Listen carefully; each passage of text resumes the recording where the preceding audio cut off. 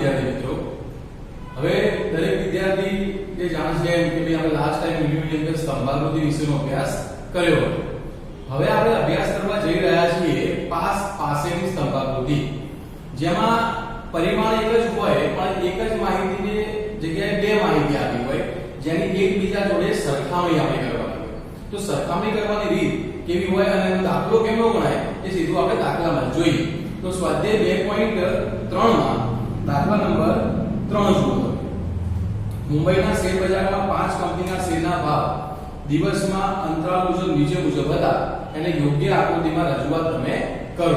તો હવે સ્ક્રીન ઉપર જે રકમ દેખાય છે એની અંદર શેરના બંધ ભાવ અને 15 દિવસ બાદ તે શેરના બંધ ભાવ, તો બે અલગ અલગ સમયના ભાવની આપણે સરખામણી કરવાની રહેશે. તો હવે અહીંયા આનો આલેખ કેવો બનાવાય? તો સૌથી પહેલા આપણે જાણીએ છીએ કે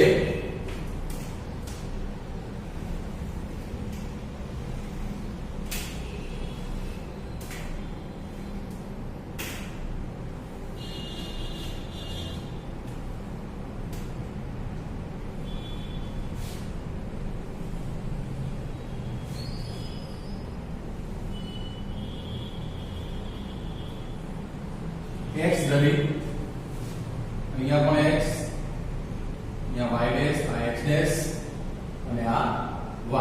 અહીંયા g બ્લોક બનાવી દઈએ 1 સેન્ટીમીટર ના. તમે ગ્રાફ બુકમાં બનાવતા હોય તો ગ્રાફ બુકમાં બનાવવાનું કામ વધારે સહેલું છે. એમાં બધા બ્લોક આપણને આપેલા હોય જ.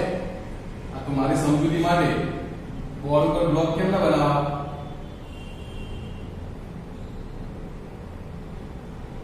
11 ના વિદ્યાર્થી સમજી જાય, 5 6 અને 7 ના વિદ્યાર્થી હોય તો એને બહુ પ્રશ્ન થાય. હવે તમે જે રકમ આપી છે એમાં સૌથી નાનો આંકડો કયો છે અને સૌથી મોટો કયો છે જુઓ. તો સૌથી નાનો આંકડો છે એ 10 અને સૌથી મોટો આંકડો છે 150. હવે 10 થી લઈને 150 તમે અહીંયા 10 થી લઈને 150 સુધીના ખાના પાડી શકો. જેમ કે સ્કેલમાં મારે લેવું હોય તો આવું લઈ શકો. 10 20 30 40 50 60 70 80 90 100 110 120 130 140 150. આ જે છે એ શું કહેવાય? તો શેરના ભાવ. અહીં નીચે શું લખવાનું છે આપણે? કંપની. તો અહીંયા હેડિંગ આપી દેવાનું કંપની. તો અહીંયા જે કર્યું છે ફેરફારમાં એમાં એવું લખી શકાય, x અક્ષમાં આપણે લખ્યું છે કંપની, y અક્ષમાં આમાં 1 સેન્ટીમીટર બરાબર જે શેરના ભાવ છે એ 10 રૂપિયા લીધા છે. હવે મિત્રો આગળ પહેલી કંપની એ છે એમાં બંધ ભાવ 40 હતો, 15 દિવસ પછીનો ભાવ 60 હતો. હવે 40 અને 60 એ બંનેને આપણે અહીંયા બતાવવાના છે. તો કેવી રીતે બતાવી શકાય? તો પહેલેથી એક બ્લોક છોડી દેવાનો, એક બ્લોક છોડી અને એક થાંભલો બનાવી દેવાનો 40 નો. તો 40 અહીંયા છે, તો અહીં આ 40 એની બાજુમાં જ અડાડીને થાંભલો બનાવવાનો 60. તો 60 અહીંયા છે, એની બાજુમાં આ લાઈનનો ઉપયોગ થઈ જશે. તો આ 60, તો આ એક થાંભલો 40 નો બન્યો, એક થાંભલો 60 નો બન્યો. બેને અલગ પાડવા માટે કોઈ નિશાની કરી દઈએ અને અહીંયા કંપની A આપી દો. હવે એક થાંભલો છોડી પછી બીજા થાંભલાથી ચાલુ કરવાનું. તો બી કંપનીમાં 20 અને 30 માહિતી આપી છે. 20 અને 30, તો પહેલો 20, આ 20 એક થાંભલો બની ગયો. પછી 30, તો અહીં 20, અહીં 30, તો આ કંપની બી. કંપની સી માટે જુઓ 100 અને 150, 100 અને 150, તો 100 અહીંયા એક થાંભલો છોડી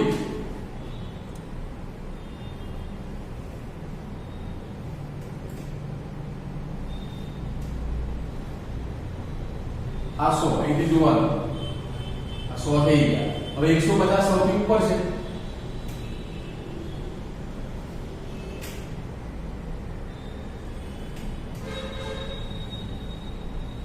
તો 150. અહીંયા આપણે એક થાંભલામાં નિશાની કરવાની, એકમાં નહીં કરવાની, એટલે ઝડપથી પતી. તો અહીં આ 100 ઉપર હતું, આ 150 ઉપર.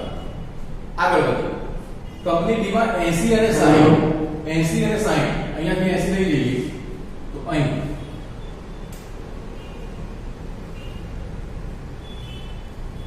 80 નો સ્તંભ આપણે બનાવી દીધો. હવે આપણે સ્તંભ બનાવવા જઈ રહ્યા છીએ 60. તો 80 ઉપર છે, 60 નીચે છે, તો 60 અહીંયા છે, તો અહીંથી લાઈન લીધી આ રીતે, અહીંયા 60, તો 80, અહીંયા 60, આ કંપની ડી. ત્યાર પછી આગળ વધીએ 30 અને 10 કંપની ઈ માંથી, તો 30 અહીંયા છે, ત્યાંથી આગળ વધ્યા તો આ 30, એની બાજુમાં 10, 10 અહીંયા છે, સૌથી નાનો ભાગ, તો આ 10 આ કંપની ઈ, આ 30 અહીંયા 10, અને આ રીતે એ તૈયાર કરી નાખવામાં આવે તો પાસ પાસેની સ્તંભાકૃતિ બની કહેવાય. અહીંયા બાજુમાં તમારે આ રીતે એક આકૃતિ બનાવવાની,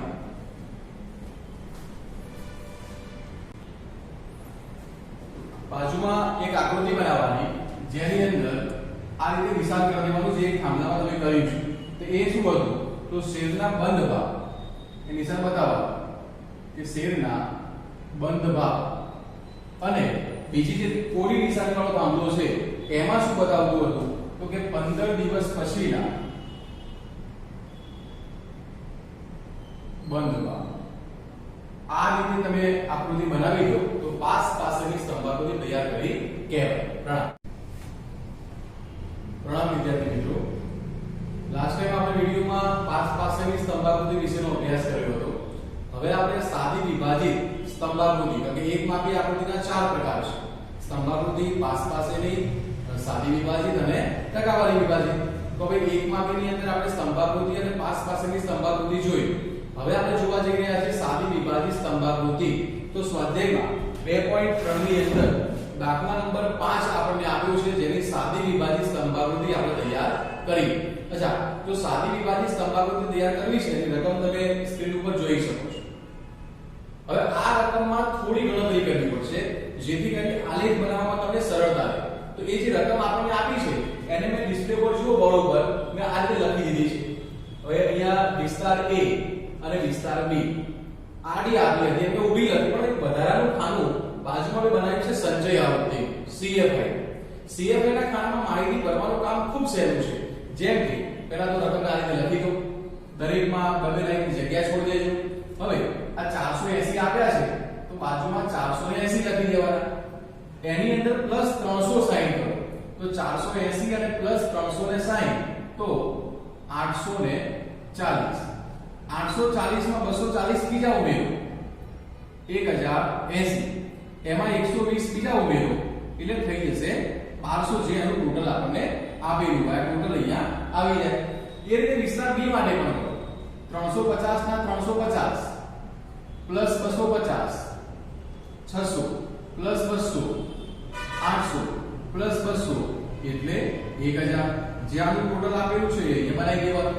તો આવું ખાનું બનાવવું જરૂરી છે જેથી કરીને તમે આલેખની અંદર એક જ થાંભલામાં અલગ અલગ ભાગ કરી શકો. સાદી વિભાજિત સ્તંભાકૃતિમાં કરવાનું શું છે એ દાખલામાં જ વધારે ખબર પડે. તો આપણે જોઈએ. હવે અહીં આલેખ પત્ર બનાવવાનું છે, તો આલેખ પત્રની અંદર મેં y ધરી x ધરી ક્લિયર કરી દીધી છે. તમારે અહીંયા જે ટોટલ છે એ જોવાનું છે કે મેક્સિમમ ટોટલ 1200 છે, અહીં મેક્સિમમ ટોટલ 1000 છે. તો ટોટલના આધારે સ્કેલ માપ નક્કી કરો કે ભાઈ 0 થી લઈ અને 1200 સુધી મારે જવું હોય તો હું 100 નું માપ લઈ લઉં y ધરી ઉપર, તો જવાબ સહેલાઈથી લાવી શકાશે.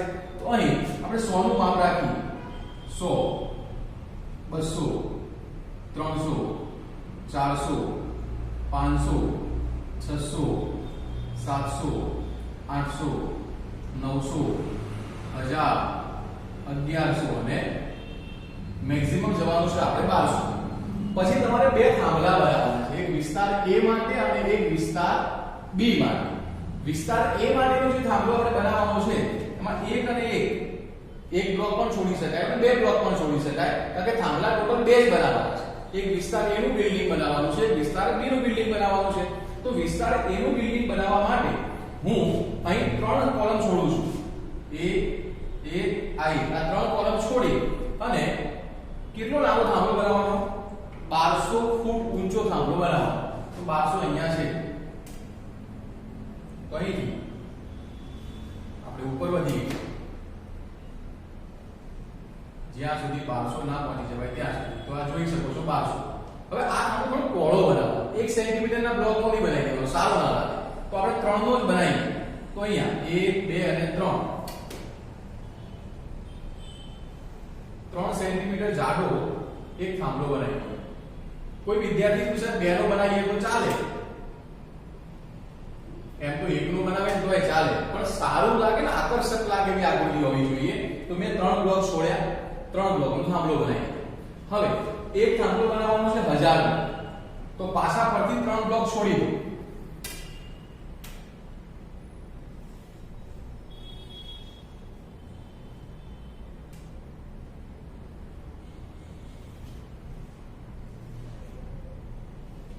હજાર ક્યાં છે? અહીંયા છે. તો અહીંથી આટલો ભાગ ઓછો, તો 1000. બે થાંભલા ક્લિયર થઈ ગયા. આ થાંભલો કોના માટે ક્લિયર થયો? વિસ્તાર A માટે. આ થાંભલો ક્લિયર થયો વિસ્તાર B માટે. ચલો A અને B ક્લિયર થઈ ગયા છે. હવે વિદ્યાર્થી મિત્રો, આ જે CFI છે એનો ઉપયોગ કરવાનો છે ચાપ મારવા માટે. જેમ કે 15 થી ઓછી ઉંમરના બાળકો 480, તો 480 બતાવવા માટે અહીંયા તમારે આ થાંભલાની અંદર ચાપ મારવાનો. અહીંયા 480 ક્યાં આવે ખાલી નક્કી કરો. તો જો 400 ને 500 ની વચ્ચે 450 આવે, એથી થોડું ઉપર. અહીં સમજૂતી માટે લખવા નથી હોતું. આ 480. ત્યાર પછી કેટલા છે? 480 થઈ. હવે 840, તો ઉપર જઈએ. 800 ને 800 900 ની વચ્ચે 850, એથી થોડા નીચે. તો આ 840 એ ચાપ માર્યો. ત્યાર પછી 1000 અને 80, તો અહીંયા 1050 થી થોડા ઉપર. આ 1080 ની ઉપર છેલ્લો વધ્યો એ 1200. એટલે આની અંદરનું જે માપ છે શું બતાવે? 480 આટલો ભાગ છે, 360 એ આટલો ભાગ છે, 240 આટલો ભાગ છે, અને 120 એ આટલો ભાગ છે. હવે આમાં આકૃતિ બનાવી દેવાની, કોઈ ડિઝાઇન બનાવી દેવાની કે ભાઈ આ ભાગ જે બાળકોનો બતાવે છે એમાં આ આકૃતિ, વયસ્કનો કે આ જે ભાગ બતાવે છે યુવાનનો એ આટલો ભાગ છે. ત્યાર પછી વયસ્કનો ભાગ બતાવે છે એમાં આવી કોઈ નિશાની બનાવી દો અને એક ભાગને કોરો રાખો. એ રીતે વિસ્તાર B માં પણ ચાપ મારવાના છે. વિસ્તાર B ની અંદર CFI ના આધારે ચાપ મારવાના 350. તો અહીંયા 350, 300 ને 400 ની વચ્ચે આ પહેલો ચાપ 350, પછી 600, તો અહીંયા 600 જોઈ શકાય. ત્યાંથી આગળ વધીએ તો આ ચાપ 600 ઉપર, પછી કેટલા છે? 800, તો અહીંયા 800, આ ચાપ 800. અહીંયા જે ડિઝાઇન બનાવી હતી એ રીતે જ બનાવવાની. પહેલો ભાગ બાળકો માટે છે, તો બાળકોની આ ડિઝાઇન. બીજો ભાગ આ રીતે છે, તો એની આ ડિઝાઇન. ત્રીજો ભાગ આ નિશાની તીરવાળી નિશાની છે, તો એમાં આ ડિઝાઇન. અને ઉપરનો ભાગ કોરો જે 1000 ઉપર હતો. હવે કરવાનું શું છે? બાજુમાં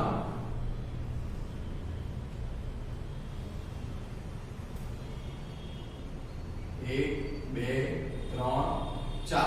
તમે જે હાલ અહીંયા સાઈન આપી એ સાઈન નું એક કોલમ બનાવવાનું છે. એ કોલમમાં નીચેથી આકૃતિ બનાવવાની. આ રીતના નિશાનો હતા, એરો હતો. તો આ નિશાની શું બતાવે? તો આ નિશાની પહેલી છે, બાળક બતાવે કે ભાઈ આટલો ભાગ છે એ બાળક. પછીનો ભાગ યુવાન, પછીનો ભાગ વયસ્કનો, અને પછીનો ભાગ વૃદ્ધ. અહીંયા x અક્ષ અને y અક્ષમાં તમે શું લીધું? તો x અક્ષમાં લીધો અમે વિસ્તાર, અને y અક્ષમાં શું લીધું? તો કે 1 સેન્ટીમીટર બરાબર 100. આ રીતે સાદી વિભાજિત સ્તંભાકૃતિ તૈયાર કરવાની હોય. અહીંયા તમે જે નિશાની આપી છે એ નીચેથી ઉપર તરફ આપી. નવનીતમાં જો ઊંધું આપ્યું, ઉપરથી નીચે તરફ આપ્યું હોય. પછી આ તો આપણે થોડી સાઈન માટે હતું, એનું કોઈ કામ નથી. તો આ રીતે સાદી વિભાજિત સ્તંભાકૃતિ તૈયાર કરી શકાય. પણ CFI નું ખાનું બનાવજો. જો CFI ખાનું નહીં બનાવો તો ચાપમાં શું થશે? પહેલો ચાપ તમે 480 માં, પછી 360 મારશો ને તો આની અંદર જ બધું પતી જશે. ઉપરનો આખો ભાગ કોરો રહી જશે. તો એ ધ્યાન.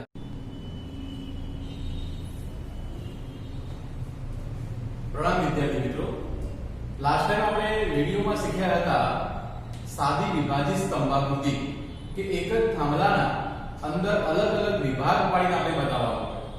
હવે એક માપી આકૃતિના જે ચાર પ્રકાર છે એમાં ચોથો પ્રકાર છે ટકાવારી વિભાજિત સ્તંભાકૃતિ. તો ટકાવારી વિભાજિત સ્તંભાકૃતિ ક્યારે બનાવાય અને કેમ બનાવાય, કેવી રીતે બનાવાય એ વિષય વસ્તુનો આપણે અભ્યાસ આજે કરવાના છીએ. તો ટકાવારી વિભાજિત સ્તંભાકૃતિમાં શું હોય? તો આપેલી માહિતીને ટકામાં ફેરવવી પડે. ટકાવારીનો આધાર શું હોય? 100 હોય કે આટલામાંથી આટલા તો 100 માંથી કેટલા, એટલે દરેકે દરેક આંકડાની ટકાવારીમાં રૂપાંતર કરવું પડે અને એ રૂપાંતરનો ઉપયોગ કરી અને તમારા આલેખ પત્રમાં આલેખ બનાવવાના છે. જેમ સાદી વિભાજિતની અંદર કુલ માહિતીનો જથ્થો હોય એટલી ઊંચાઈ એ થાંભલાની થતી હતી, એ સ્તંભની થતી હતી. હવે શું થશે કે દરેકે દરેક બે અલગ અલગ વિસ્તાર હોય તો દરેકની લંબાઈ ટકાવારીમાં તમારે કરવાની છે. તો ટકાવારીમાં કેમનું કરાય, કેવી રીતે કરાય એનો આપણે અભ્યાસ કરીએ. તો પાઠ્યપુસ્તકની અંદર સ્વાધ્યાય 2.3 માં દાખલા નંબર 6 નો અભ્યાસ કરીશું. દાખલા નંબર 6 ની રકમ એ એવું કહે છે તમને કે દાખલા નંબર 5 માં આપેલી માહિતીના આધારે ટકાવારી વિભાજિત સ્તંભાકૃતિ તૈયાર કરો. તો અહીંયા ટકાવારી વિભાજિત સ્તંભાકૃતિ બનાવવા માટે સૌથી પહેલા એ આપેલી માહિતીને ટકામાં ફેરવવી પડશે. તો એ ફેરવવા માટે તમારે આ રીતની એક કોલમ જે મેં અહીં બનાવ્યું છે એવું તૈયાર કરવાનું રહેશે. કેવું કોલમ છે જુઓ, એક તો ઉંમર છે, ઉંમર આપણને આપી છે એ મુજબ, વિસ્તાર A ની સંખ્યા અહીંયા, બાજુમાં જે ખાનું રાખ્યું છે મેં એમાં ટકાવારી શોધવા માટેનું ખાનું છે અને એની બાજુમાં એક ખાનું સંચય આવૃત્તિનું બનાવવાનું. વિસ્તાર B માં પણ એ જ રીતે સંખ્યા, ટકાવારી અને સંચય આવૃત્તિ. તો આ રીતે કોલમ તમારે બનાવી દેવાનું રહેશે. ટકા શોધવાનું શીખવા. જો ટકાવારીના ખાનામાં શું કરો, આપેલી માહિતી જે છે લખી નાખો. 480, 360, 240, 120. આ બધાનો સરવાળો કેટલો છે? 1200 છે. તો બધાના ભાગાકારમાં 1200 લખીએ.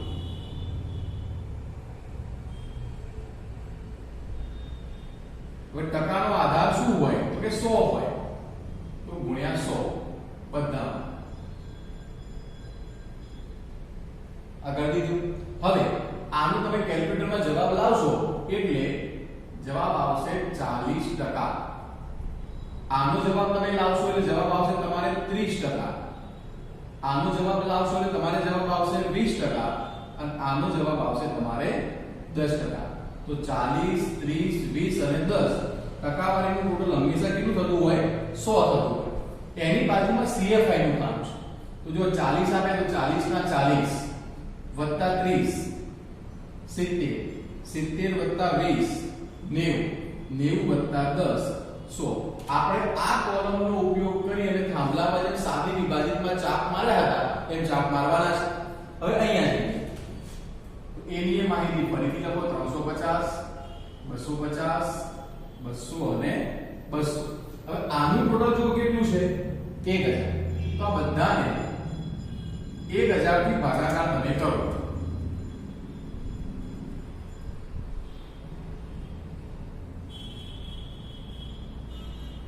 ગુણ્યા ટકામાં માહિતી શોધવી છે એટલે 100 લગાવી દેવાના. તો આનો જવાબ કેલ્ક્યુલેટરમાં તમને મળશે 35%. આનો જવાબ મળશે 25%. આનો જવાબ મળશે 20% અને આનો જવાબ તમને મળશે 10%. 35 ને 25 વત્તા 20 વત્તા 10. જો 35 ને 25 કેટલા થઈ જશે? 60. 60 અને આ 20 છે. 60 ને 20 80 અને અહીંયા 20 જ છે જોયો. તો ટોટલ થઈ ગયું 100.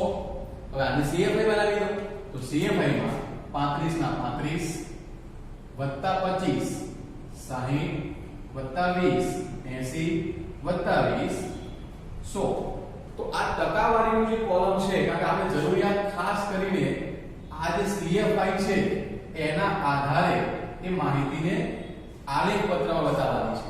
પણ ગણતરી આ ખોટી હોય તો ના ચાલે. એટલે મહત્વનો મુદ્દો ટકા શોધવાના અને ટકા શોધ્યા પછી બંનેના થાંભલાની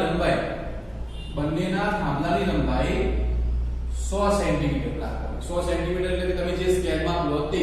તો અહીં કેવું થશે, બંને વિસ્તારના થાંભલાની લંબાઈ, સ્તંભની લંબાઈ છે ને એ સમાન થઈ જશે.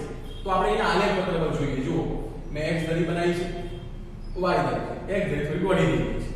હવે x ધરીમાં શું કરો તમે, સ્કેલમાં લઈ ટકા 100 છે ટોટલ, એટલે 100 સુધી જવાનું. 10 20 30 40 50 60 70 80 90 અને 100. પેલામાં કેવું હતું, સાદી વિભાજનમાં 1200 અને 1000 આ જોતા હતા. હવે એ નથી જોવાનું. હવે અહીંયા 100 ટકાવારી છે તો 10 થી લઈને 100 સુધી 5 નું પણ માપ લઈ શકાય, 2 નું લઈ શકાય, 50 નું લઈ શકાય. પણ આલેખ સારો લાગે એમાં મહી રહે એ રીતે બનાવવાનો. 10 નું સ્કેલ માપ લઈ લો તો y અક્ષ માં 1 સેન્ટીમીટર બરાબર 10% અને x અક્ષની અંદર આપણે વિસ્તાર બતાવી દઈએ. હવે અહીં તો બે થાંભલા છોડી દો અને 100 નો એક થાંભલો બનાવી દો. તો બે છોડી અને 100 સેન્ટીમીટર નો એક થાંભલો બનાવી દો.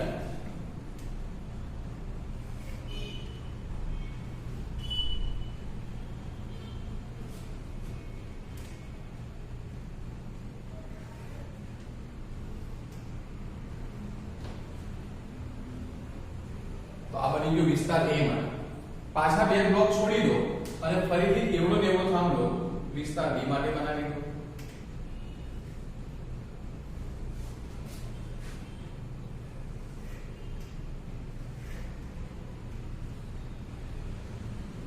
બંનેની લંબાઈ એ સમાન થાય. સાદી વિભાજનમાં જે ટોટલ હોય એ મુજબ લંબાઈ થાય. તો આપણે વાત કરીએ વિદ્યાર્થી મિત્રો કે આપણે CFI નું કોલમ તૈયાર કરી દીધું છે બંને બાજુ.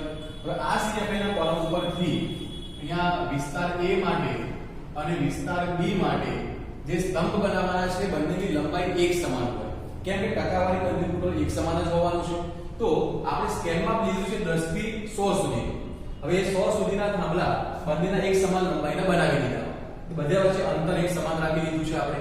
હવે આ જાડાઈ છે તમે 2 સેન્ટીમીટર 3 સેન્ટીમીટરના બ્લોકમાં રાખી શકો છો, તમારી અનુકૂળતા મુજબ રાખી શકાય. મેં અહીંયા 2 સેન્ટીમીટરના બે થાંભલા બનાવ્યા છે, બે સ્તંભ બનાવ્યા છે.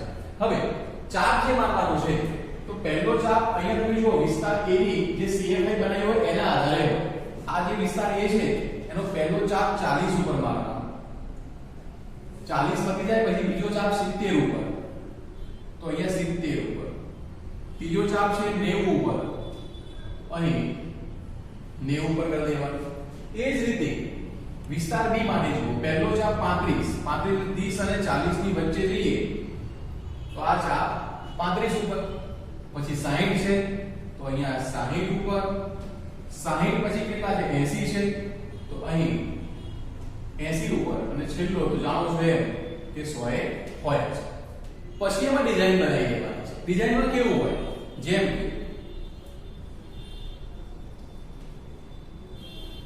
આ બંનેમાં એક જેવું, કેમ કે આપણે એ બાળક માટે નક્કી કર્યું.